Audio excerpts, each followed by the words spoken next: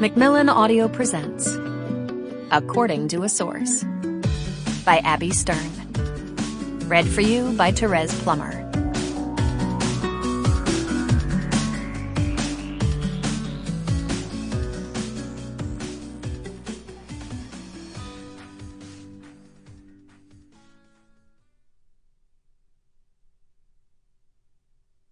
Hollywood's a place where they'll pay you $1,000 for a kiss and 50 cents for your soul. I know because I turned down the first offer often enough and held out for the 50 cents. Marilyn Monroe. You can't find any true closeness in Hollywood because everybody does the fake closeness so well. Carrie Fisher. Chapter 1. I want every major moment of my life to occur at the Chateau Marmont. I want to get married here. I want to conceive my first child here. I even want to die here. Preferably not of a drug overdose, but when in Rome. I can't pick my favorite thing about the Chateau Marmont. The smell on the dining patio, or the garden, as it's known among Hollywood's elite, is definitely in the top 3. Floral, yet masculine. And it is decorated with the world's best eye candy. The tent that was erected over the patio during the chili award season recently came down, and the hedges are, as always, perfectly groomed. I come here at least once a week. I feel my phone vibrate, but I ignore the text because my heart has nearly arrested. A mousy brunette makeup-free waitress just delivered our check with a Hercule Poirot-esque inquisition. "Excuse me, Miss Warren," she says, and I notice some of her hair has loosened itself from her terribly unchic side braid. "Why doesn't the first name on your credit card match the name on your reservations?" Across the table, my friend Jessica looks up, amused. My mind is racing faster than it ever has on Adderall. Breathe, namaste. This waitress is clearly new and probably having a hectic night.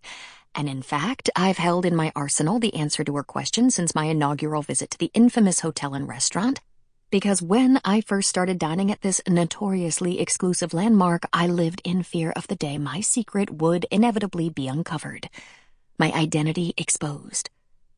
In my early days dining at Chateau Marmont, I was only offered a reservation. Yes, you're offered reservations here at 6 p.m.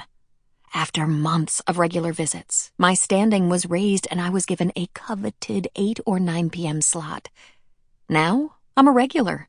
In fact, one of the veteran waiters, i.e., not this inquisitive fresh-off-the-boat Pollyanna, once mentioned that other than myself, only America's sweetheart/most beloved victim of infidelity stylist and the West Coast head of Burberry have their own regular tables in the garden.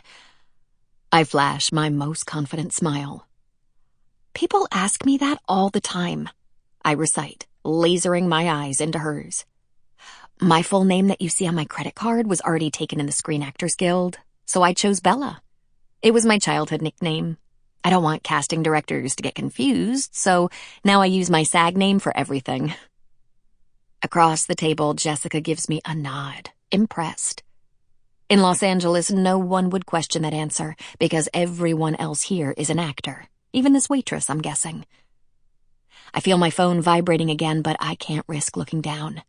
I maintain eye contact with the waitress, staring down any further inquisition. But the waitress doesn't bother to search for holes in my explanation. "Oh, okay," she says, and leaves the leather-bound bill in front of me. I smile widely until I can see she's cleared the lobby and is out of sight. My real name is Ella Warren. Or Isabella Warren, as it says on my credit card in question. I am an undercover reporter for the celebrity gossip magazine and website The Life. I'm aware Bella isn't exactly the most discreet alias, but when I started this job, I didn't think celebrity reporting needed a CIA-worthy nom de plume. Now I know better. The majority of the time, my job does indeed feel like a black ops mission. This waitress was relatively easy. But what if another, smarter waiter caught on? The Chateau Marmont has a strict no-media policy on the premises, and if I'm discovered, I'll be banned. I get a byline. Sample complete. Ready to continue?